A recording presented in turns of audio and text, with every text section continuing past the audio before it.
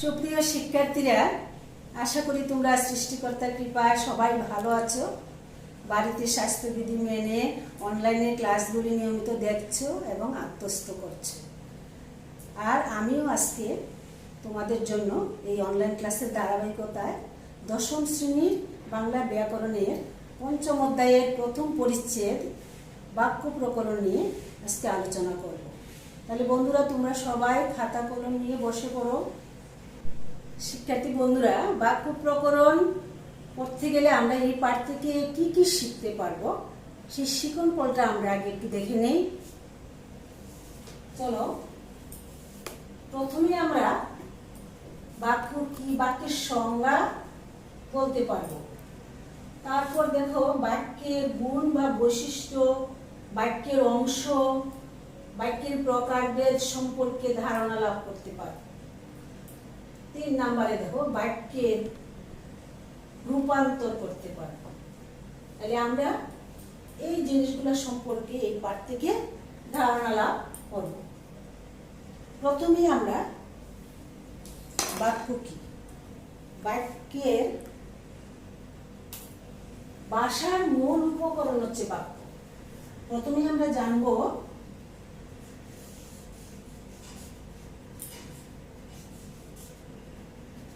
ভাষার মূল উপকরণ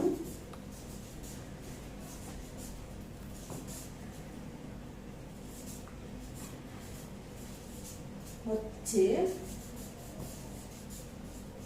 বাক্য। ভাষার মূল উপকরণ হচ্ছে বাক্য।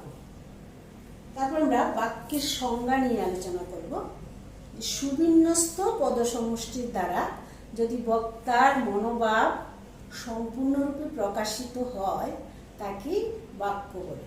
সুবিন্যস্ত মানে সুন্দরভাবে সাজানো।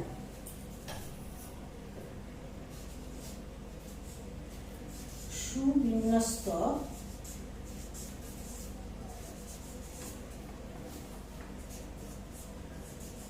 পদসমষ্টি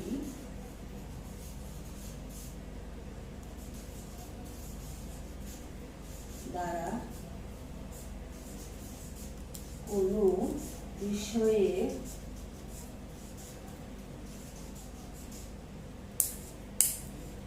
যদি বক্তার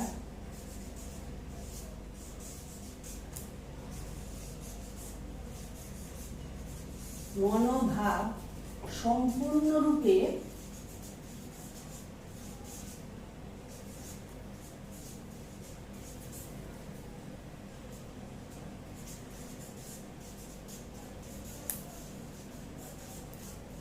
প্রকাশিত হয় তাকে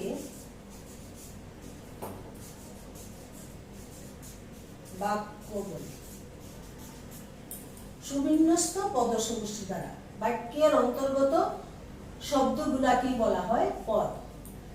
সুবিন্যস্ত পদসমষ্টি দ্বারা সুন্দরভাবে সাজানো পদসমষ্টি দ্বারা যদি কোনো বিষয়ে বক্তার মনোভাব সম্পূর্ণরূপে প্রকাশ পায় তাকে বাক্য বলা হয়। তাহলে আমরা বাক্য কাকে বলে জানলাম। তারপরে আমরা আসবো গুণ, একটা আদর্শ বাক্যের গুণ। ভাষার বিচারে একটি সার্থক বা আদর্শ বাক্যের 3টি গুণ: আকাঙ্ক্ষা, আসক্তি, যোগ্যতা।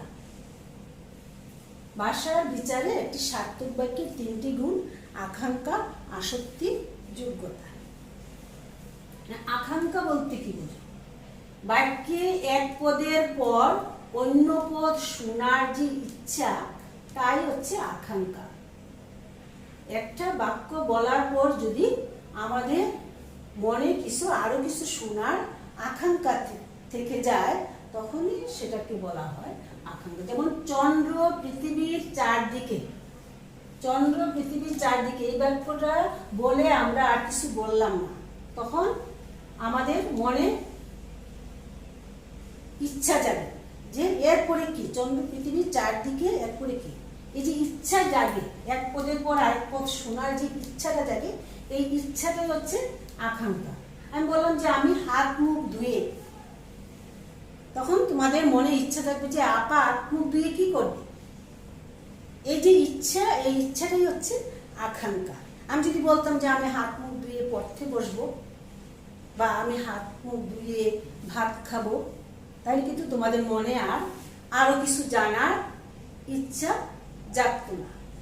যখন আমরা একটা বাক্যে এক পদের পর অন্য পদ শোনার যদি ইচ্ছা জাগে, এই ইচ্ছাটাকে বলা হয় আকাঙ্ক্ষা। তারপর 2 নাম্বার দেখো, একটা সার্থক বাক্যের গুণ আকাঙ্ক্ষা গেল। তারপর আসো আসক্তি।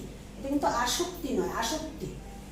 বাক্যের সুশৃঙ্খল পদবিন্যাসকে আসক্তি বলে। সুশৃঙ্খল মানে একটা বাক্যকে যেন তেনভাবে সাজালেই চলবে না, সুশৃঙ্খল ভাবে সুন্দরভাবে সাজাতে হবে।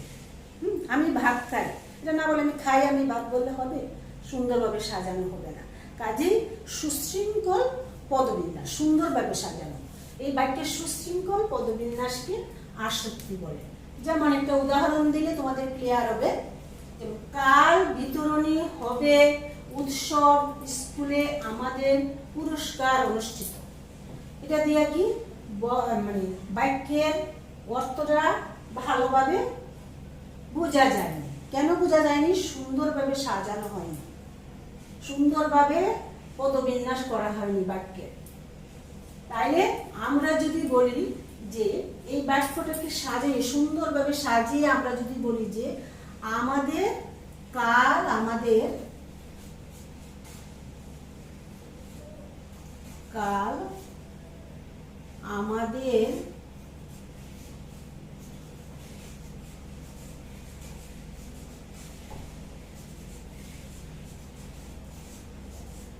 স্কুলে পুরস্কার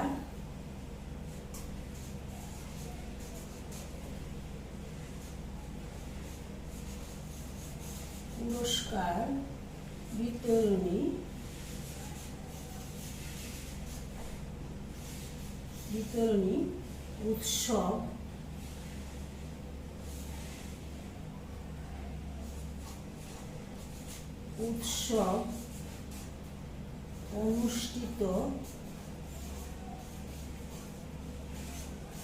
অনুষ্ঠিত হবে।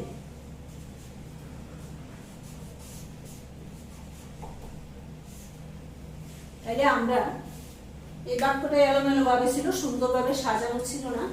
এই জন্য এই বাক্যটির মধ্যে কোন গুণের অভাব ছিল? আসক্তি। আর এটাকে আমরা যখন সাজাই লিখছি, এটা সুশৃঙ্খল পদবিন্যাস, এটাকে বলা হয় যে কাল আমাদের স্কুলে পুরস্কার বিতরণী উৎসব অনুষ্ঠিত হবে। এবার আসো যোগ্যতা। যোগ্যতা হচ্ছে বাক্যস্থিত পদসমূহের অন্তর্গত এবং ভাবগত মেলবন্ধনের নামই হচ্ছে যোগ্যতা। বাক্যের যে অর্থগত আর ভাবগত এই দুটার মিল থাকতে হবে, তাহলে যোগ্যতা সম্পন্ন বাক্য হবে। যেমন দেখো, বর্ষার রৌদ্র প্লাবনের সৃষ্টি করে। বর্ষার রৌদ্র কোনো সময় প্লাবনের সৃষ্টি করে না। বর্ষার বৃষ্টিতে, আমরা যদি বলি যে বর্ষার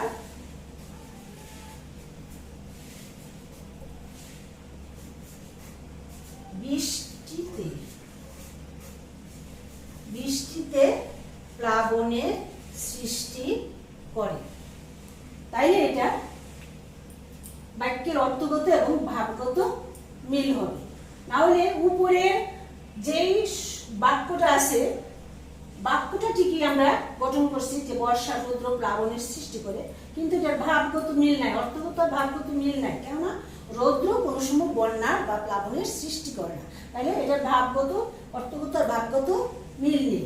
সেই জন্য সেটা যোগ্যতার অভাব আছে, যোগ্যতা সম্পন্ন বাক্য নয়।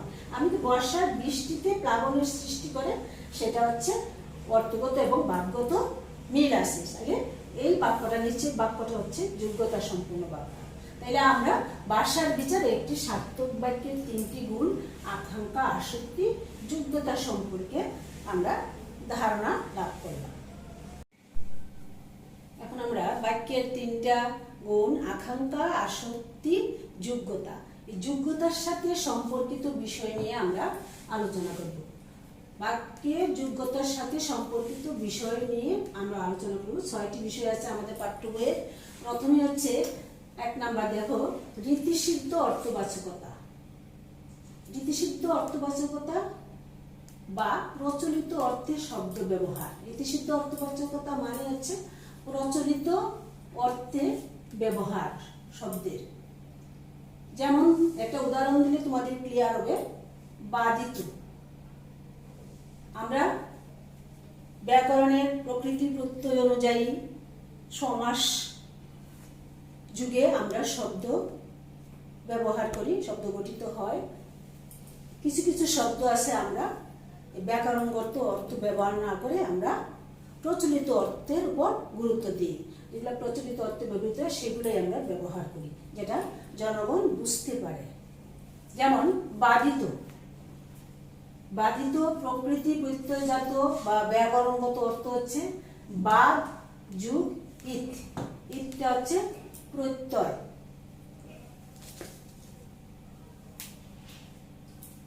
এটা হচ্ছে প্রত্যয়। এখন এই প্রকৃতি প্রত্যয় যুগে যে শব্দ এসে বাধিত, এই বাধিত অর্থ হচ্ছে বাধাপ্রাপ্ত। কিন্তু আমরা এই বাধিত শব্দটা বাধাপ্রাপ্ত অর্থে ব্যবহার করি না।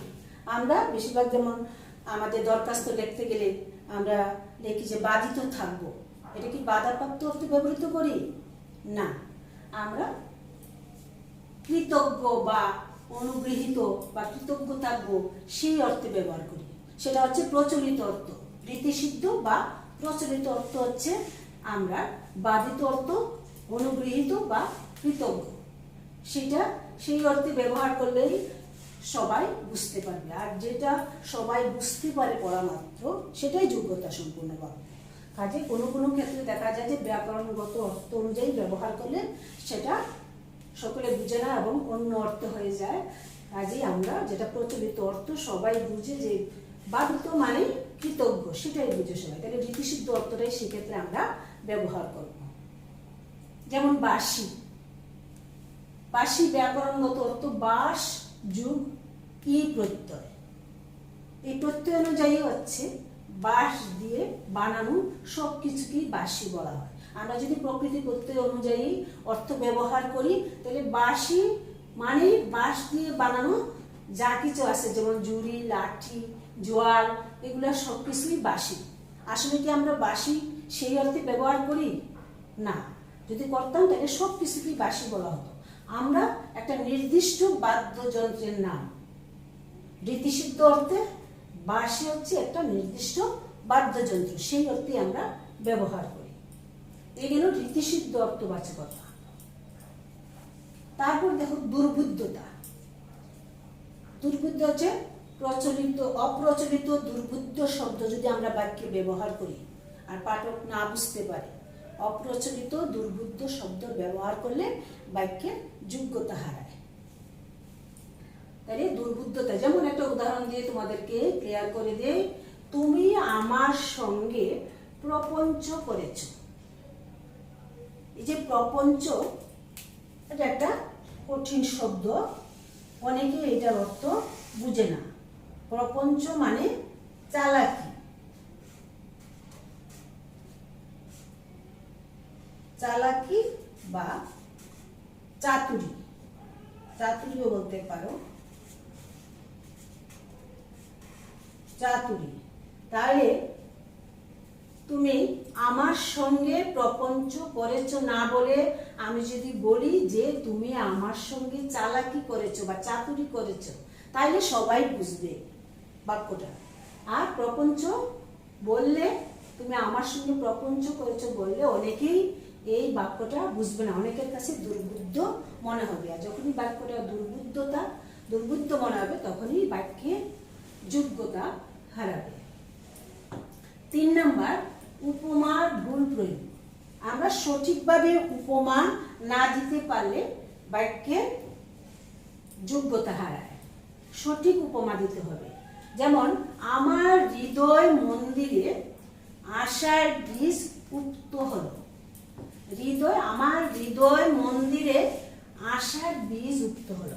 আমার হৃদয়কে আমি মন্দির বানালাম, কিন্তু মন্দিরের মধ্যে কি বীজ বপন করা যায়? উক্ত মানে বপন।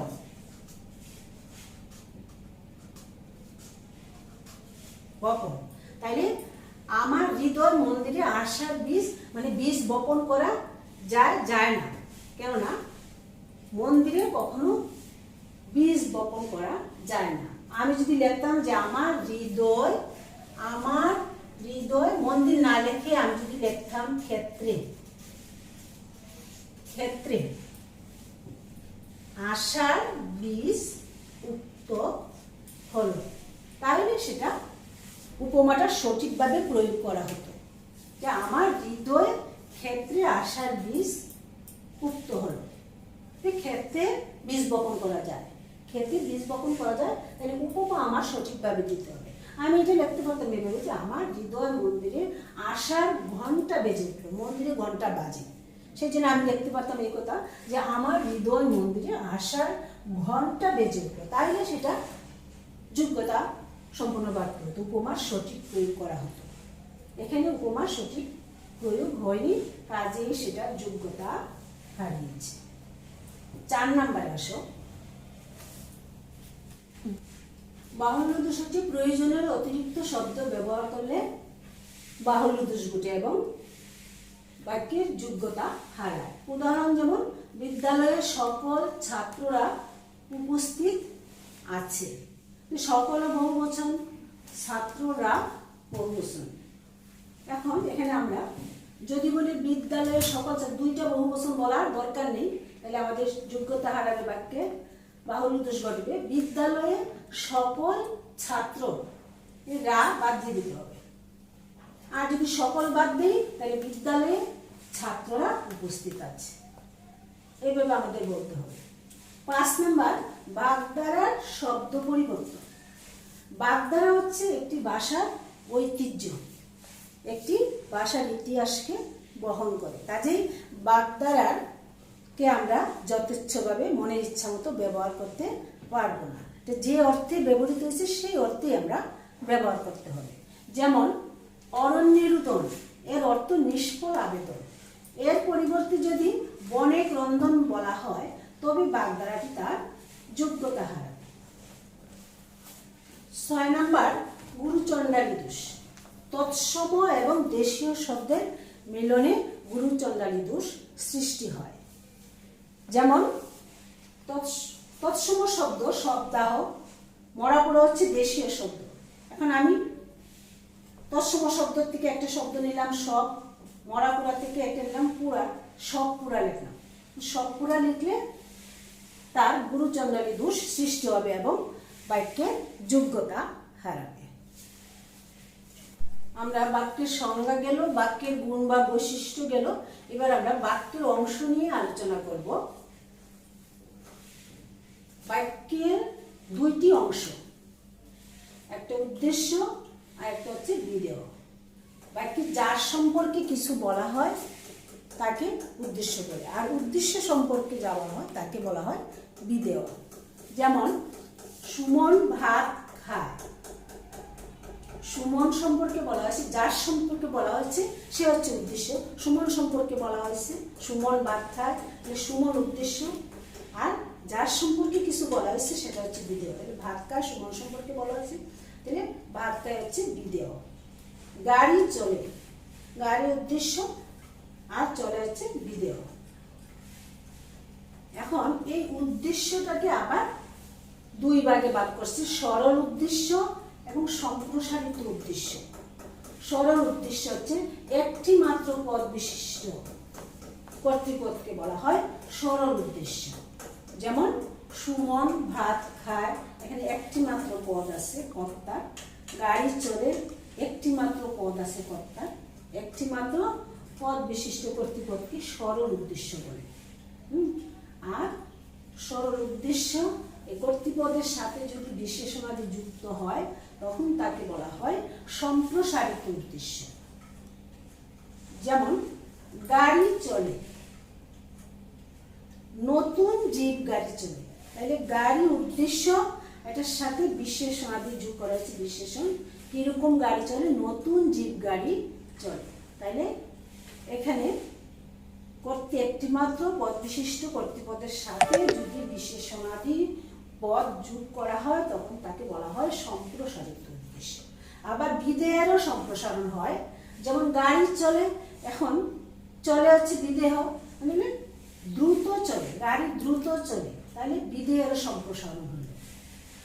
তাইলে আমরা গেল বাক্যের দুটি অংশ, উদ্দেশ্য বিধেয় এবং উদ্দেশ্য সরল উদ্দেশ্য, সম্প্রসারিত উদ্দেশ্য এবং বিধেয়ের সম্প্রসারণ। শিক্ষার্থী বন্ধুরা, আজ এ পর্যন্তই। তোমরা ভালো করে এই পাঠটি আবার বাড়িতে বসে পড়বে, রিভিশন দিবে এবং তোমরা সুস্থ থাকো, ভালো থাকো। সবাইকে ধন্যবাদ। নমস্কার।